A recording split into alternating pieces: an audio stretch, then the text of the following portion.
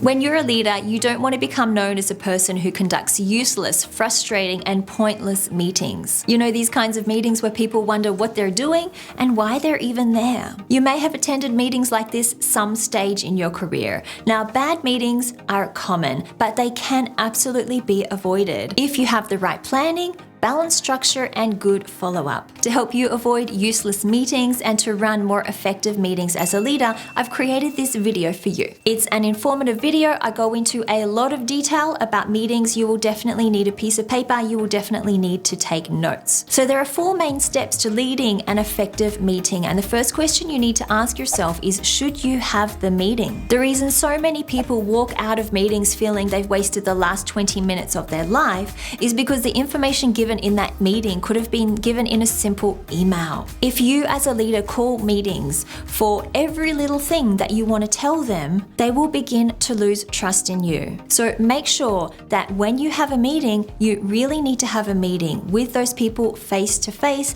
to give them whatever information you need to give them. Typically, meetings are needed for one of 5 reasons: to give important information, to get input or to brainstorm, to get buy-in, to motivate and inspire, or to solve problems. So if the reason for your meeting fits into any of these 5 categories, then you can feel assured and confident that you're calling a meeting for the right reasons. Once you've decided a meeting is necessary, then you need to prepare for the meeting. The preparation phase is critical to running an effective meeting, and in this phase you need to do 4 things. First, you need to define the purpose and objectives of the meeting. Second, you need to create an agenda. Third, you need to select the right attendees. And the fourth, you need to circulate the agenda. So I'll go through each of those 4 points right now. The first one, defining your objectives for the meeting. This is quite often uncovered when you're deciding whether you need to have the meeting. So are you having a meeting because you need to choose a new supplier? Do you need to solve a problem in your supply chain and you need your team to brainstorm?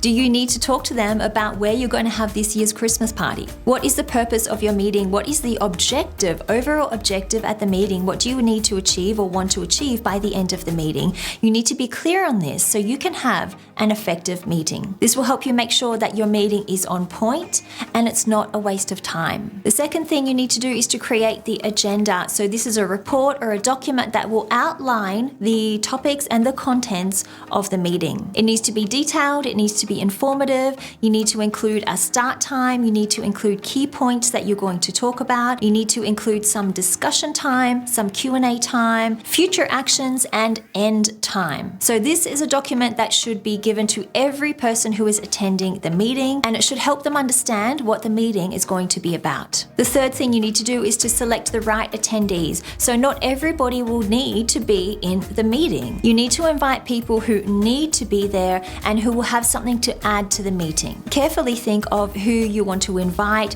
and why you're inviting that person. So choose people who will find the meeting valuable and also people who have something to contribute to the meeting. Write this down on a piece of paper when you're preparing for your meeting and invite those people on your list. Next, you need to circulate your agenda. So circulating your agenda will help people know what to expect and will give them enough time to prepare for the meeting. What's important here is you need to circulate it so you give people enough time so they can prepare for the meeting. If some topics are going to be more complex, if people need to bring research or some information to the meeting, they might need time to prepare for that. So consider this when you're circulating your agenda. So it's the day of the meeting, everybody's in the room. Now you as the leader need to conduct the meeting. When conducting the meeting, there are 6 things that you need to think about and be aware of. When you start the meeting, you need to begin it by telling people what is the purpose of the meeting, what do you hope to achieve, what is the outcome you are aiming for by the end of the meeting. This will help everybody to feel and to know that they're on the same page. Everyone will exactly know what the meeting will be about. It will also help people know what is expected of them, what is the contribution that you expect them to give during the meeting. The second thing you need to be aware of is you need to encourage participation. So everybody in the meeting will have a different participation style. Some people might talk a lot, some people might talk a little, some people might talk way too much. You as a leader need to be able to manage this. You need to encourage people who tend to be more quiet. You need to encourage them to contribute. You might need to tone down other people who tend to talk too much. So you as a manager or a leader need to facilitate this, and you need to manage every participation style that people have during that meeting. The third thing you do during the meeting when you're conducting it is to begin talking about your key points. So key point 1, 2, 3, etc. Now during this phase, there'll be a mixture of you talking and other people in the meeting room talking as well. And if you've done a really good job at creating a safe space for people to talk, you shouldn't have any issues to generate conversation and to generate ideas. But one thing you do need to be careful of though is staying on track, making sure that everybody stays on track for the topics that you are talking about. When you detect that people are derailing the conversation to another topic, you need to be able to bring them back to the main topics that you need to talk about. Otherwise, you risk leaving the meeting room with those topics unresolved. You may also need to defuse conflict. So sometimes during meetings, things can get heated. People can disagree.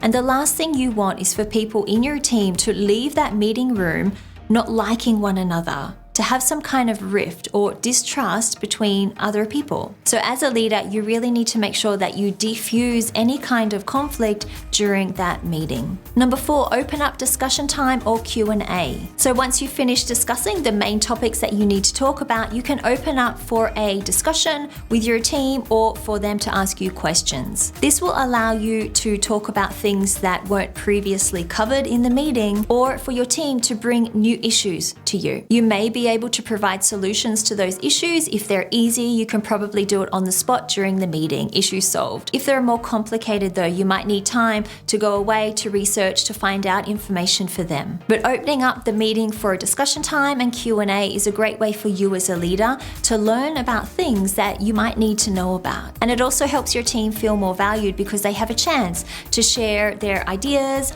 or different problems with you. The 5th thing you need to do is to recap on future actions. So before everybody leaves the meeting room, you need to make sure everybody understands what was discussed, what is expected of them from now on, what action do they need to take. Ask everyone if they are clear on what they need to do. And the 6th thing that you do is you end the meeting. So you need to thank everybody for attending the meeting, thank them for their time, tell them you appreciate their input. Make sure you highlight people during the meeting who provided you with new information or really helpful information or ideas.